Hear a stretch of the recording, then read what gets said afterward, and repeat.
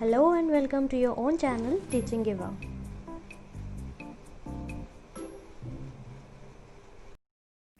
Hello everyone, hope you all are good. आज हम worksheet number 22 start कर रहे हैं जो आपके साइंस सब्जेक्ट की है फॉर क्लास 9th।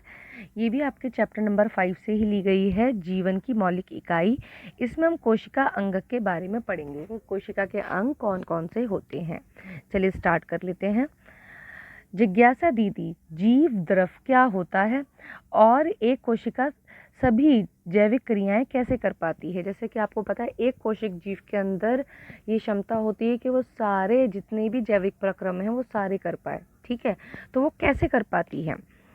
तो दीदी क्या जवाब देती हैं, ज्ञान हम जानते हैं कि हर कोशिका में कम से कम 3 गुण या 3 भाग तो अवश्य होते ही हैं। एक प्लाज्मा झिल्ली जो कि सबसे बाहरी भाग होता है, जो जंतु कोशिका का सबसे बाहरी भाग होता है। एक केंद्रक और एक कोशिका द्रव। कोशिका द्रव, अब कोशिका में प्लाज्मा झिल्ली से घिरा हुआ एक तरल पदार्थ, ये जो अंदर का पदार्थ होता है जो कि जिसको प्लाज्मा झिल्ली ने घेर रखा होता है वो क्या कहलाता है, कोशिका द्रव कहलाता है। तो वो तरल पदार्थ जो कि प्लाज्मा झिल्ली से घिरा हुआ होता है, मतलब कि कोशिका के अंदर तरल पदार्थ होता है। वही अगर मैंने एक बॉल ले ली और उसके अंदर पानी भर दिया और उसके अंदर सारे के सारे कोशिकांग डाल दिए, तो जो तरल जो पानी भरा या फिर जो तरल पदार्थ है वो क्या कहलाएगा, कोशिका का द्रव्य कहलाएगा।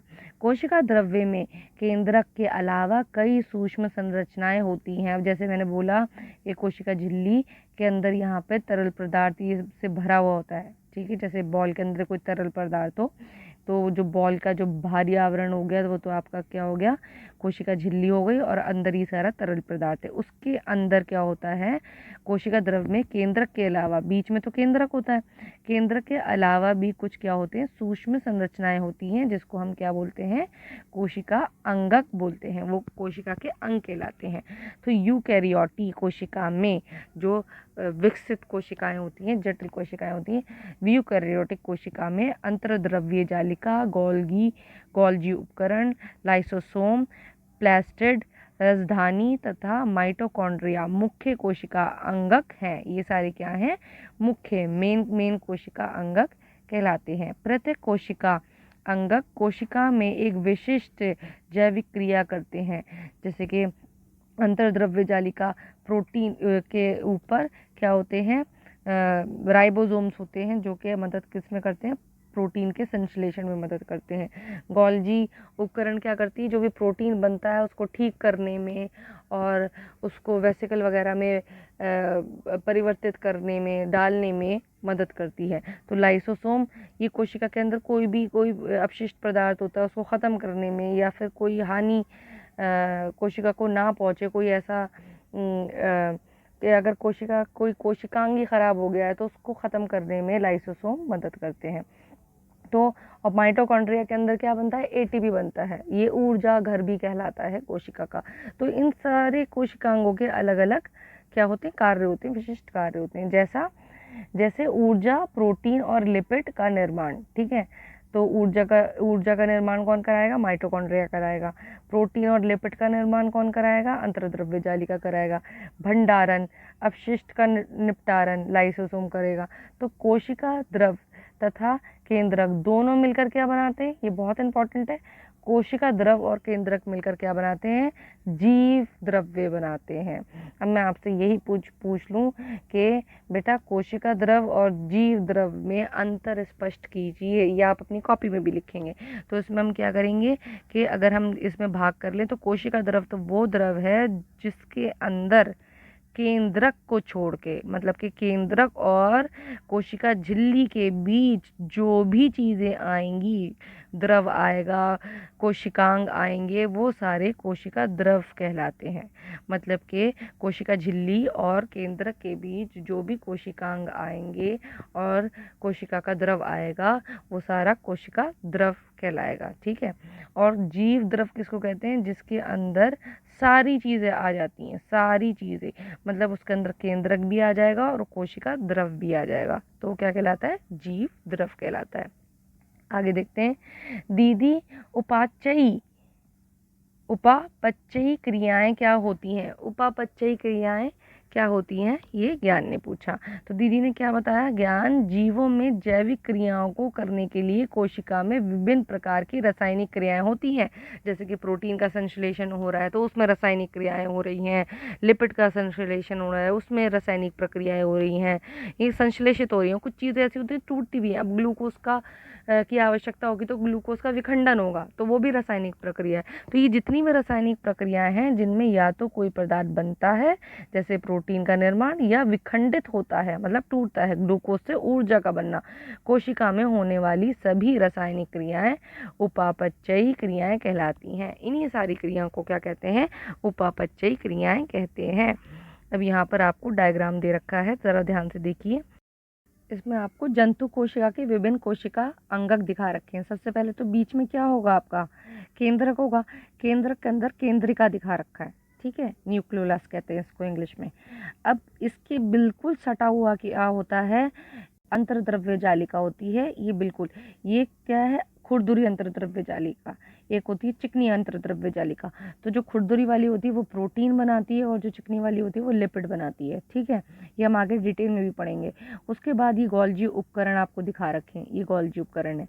बाहर आपको कोशिका झिल्ली दिखा रखी है, बाहर कोशिका झिल्ली होगी। यहाँ पे कोशिका द्रव्य, लाइसोसोम्स हैं, माइटोकॉन्ड्रिया, माइटोकॉन्ड्रिया को ऊर्जा घर भी कहते हैं, और ये एटीपी बनाता है। एटीपी माइटोकॉन्ड्रिया के अंदर बनता है, ठीक है। अभी दूसरी तरफ यहाँ पर आपको पादप कोशिका के विभिन्न कोशिका अंगक दिखा रखे हैं। इसमें सबसे पहले तो कोशिका भित्ति ही है, क्योंकि कोशिका भित्ति पादप कोशिका के अंदर ही होती है। फिर कोशिका झिल्ली जो कोशिका भित्ति के अंदर होती है। फिर उसके बाद आपको इसमें भी गोल्जी उपकरण होते हैं, इसके अंदर भी गोल्जी उपकरण होते हैं। और यहाँ पर आपको केंद्रक और केंद्रिका भी दिखा रखी है।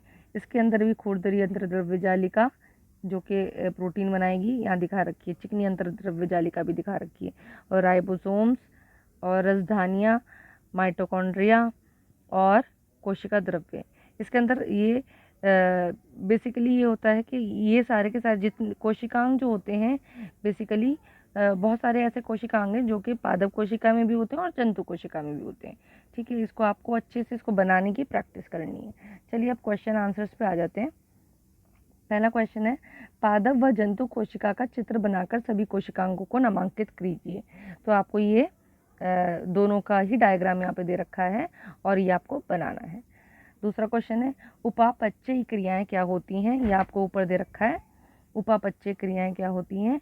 वह जीवों में जैविक क्रियाएं को करने के लिए कोशिका में विभिन्न प्रकार की रासायनिक क्रियाएं होती हैं, जो कि किसी पदार्थ के बनना या फिर विखंडित होना, इस प्रकार की रासायनिक क्रियाएं क्या कहलाती हैं? उपापचय क्रियाएं कहलाती हैं। अगला क्वेश्चन देखो, पादप एक जंतु कोशिका में अंतर स्पष्ट कीजिए। ये इसका आंसर मैं बता देती हूँ। देखिए यहाँ पर पादप एवं जंतु कोशिका में अंतर दे रखा है। पहला अंतर क्या है? प्रकाश संश्लेषण हेतु क्लोरोप्लास्ट होता है, इसके अंदर क्लोरोप्लास्ट पाया जाता है, जबकि जंतु कोशिका में क्लोरोप्लास्ट नहीं होता, ठीक है। दूसरा क्या है? आकार व आकृति निश्चित होती है। जितने भी पौधे होते हैं, पादप कोशिकाएं होती हैं, उनकी आकृति निश्चित होती है, डब्बे नुमा संरचनाएं होती हैं, ठीक है। के लिए कोशिका भित्ति करने के लिए कोशिका भित्ति होती है। तो ये काम कौन करता है? कोशिका भित्ति करती है। कोशिका भित्ति नहीं होती, आकार अनिश्चित। तो यहाँ पर जो जंतु कोशिकाएं होती हैं उसमें कोशिका भित्ति नहीं होती और आकार अनिश्चित होता है। पादप कोशिका में रिक्तिका उपस्थित एवं बड़ी होती है। एक ही रिक्तिका होती है और उपस्थित होती है और बड़ी होती है। यहाँ पे रिक्तिका अनुपस्थित होती है और बहुत छोटी होती है। यहाँ पे क्या होती है? या तो होंगी तो बहुत छोटी छोटी होंगी या फिर अनुपस्थित होगी। लाइसोसोम नहीं पाया जाता। पादप कोशिका में लाइसोसोम नहीं होता, जंतु कोशिका में लाइसोसोम पाया जाता है। कोशिकाएं प्रमुखता चतुर्भुजाकारी, वही जो डब्बे नुमा रेक्टेंगुलर उसमें शेप में होती है, 4 भुजा वाली होती है। गोल्जी उपकरण पूर्ण विकसित नहीं, इनके गोल्जी उपकरण जो होते हैं इतने विकसित नहीं होते। कोशिका का विभिन्न आकार, इसमें कोशिकाओं के अलग अलग आकार होते हैं जंतु कोशिका में, और गोल्जी उपकरण उपस्थित व पूर्ण विकसित होते हैं, ठीक है। आप अपना लास्ट क्वेश्चन देख लीजिए। कोशिका द्रव्य कहाँ स्थित होता है? अब आपको पता है कोशिका द्रव्य कोशिका झिल्ली और केंद्रक के बीच में स्थित होता है। कोशिका झिल्ली और केंद्रक के बीच में स्थिर होता है। ठीक है, होपफुली आपको वीडियो समझ आई भी होगी, और इसमें अगर कोई भी प्रॉब्लम होती है तो आप मुझसे कमेंट बॉक्स में पूछ सकते हैं, और इसके डायग्राम की आप प्रैक्टिस कीजिएगा। Thanks for watching.